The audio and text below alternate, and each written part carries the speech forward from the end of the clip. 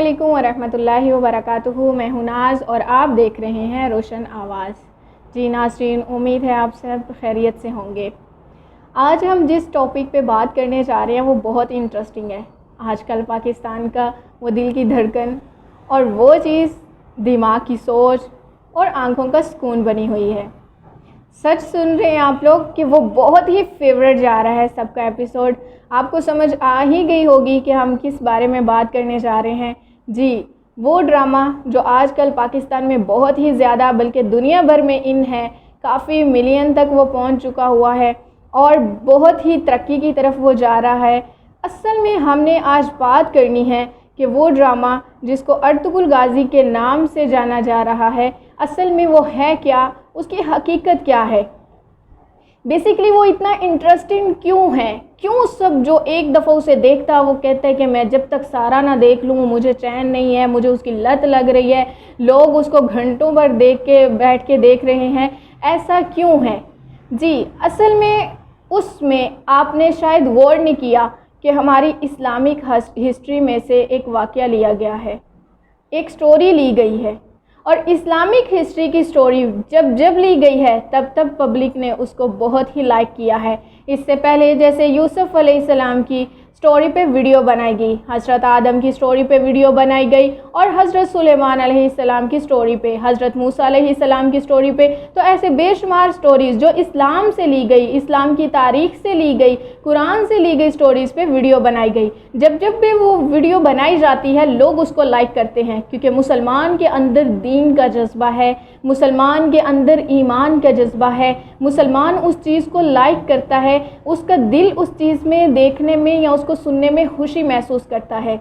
वो अलग बात है कि हमने असल ज़िंदगी में अपनी इस्लामिक हिस्ट्री को ख़त्म कर दिया हुआ है। हम लोग देखते हैं तो अंग्रेज़ों की तरफ, हम लोग देखते हैं तो यहूदी की तरफ, हम लोग देखते हैं तो अमेरिका, जर्मन एंड इटली और स्पेन लोगों की तरफ। हम लोग उनकी मिसालें देते हैं किसी को भी कुछ समझाने के लिए, हम बड़े बड़े साइंसदानों की मिसालें देते हैं दूसरों को समझाने के लिए, बट हम भूल के कि हमारे पास तो इससे भी ज़्यादा एग्जाम्पल के लायक लोग और हस्तियां मौजूद हैं।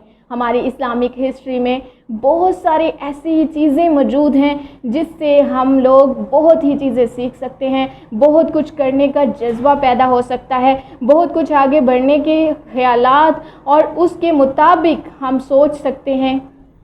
तो ऐसी सारी चीज़ें हमसे दूर रखी गई हैं। हम लोगों को हमारे उस्ताद बहुत कम इन चीज़ों से जो है वो इंट्रोड्यूस करवाते हैं। हमेशा हमें अंग्रेज़ों की मिसालें दी जाती हैं, अंग्रेज़ों का टाइम टेबल देखो, उनका खाना पीना देखो, उनका उठना बैठना देखो, फ़लाँ साइंसदान ने ये कर दिखाया, फ़लाँ साइंसदान ने ये कर दिखाया, और जो इन सारी चीज़ों का मजमुआ है उससे ना तो हमें कभी ख़ुद स्टडी किया और ना ही हमने कभी कोशिश की कि स्टडी करके दूसरों तक पहुंचाया जाए। बहुत कम लोग हैं जो इस काम को सर अंजाम दे रहे हैं, लेकिन ज़्यादा पब्लिक दूसरों की एग्जाम्पल देती है। जब हमारे बच्चों को उन्हीं चीज़ों में इंटरेस्ट दिलवाया जाता है, उन्हीं चीज़ों को देखने में मजबूर किया जाता है, देखो फ़लाँ की तरफ, तो फिर जब हम लोग वाकई मगरबी तहज़ीब के जो पैरोकार बनते जा रहे हैं तो फिर हमारा गिला बनता है अपनों से कि ये क्या है, अपना सब कुछ छोड़ के, अपने असूल व ज़वाबित, अपने सारे मुस्लिम होने के नाते सारी चीज़ें छोड़ के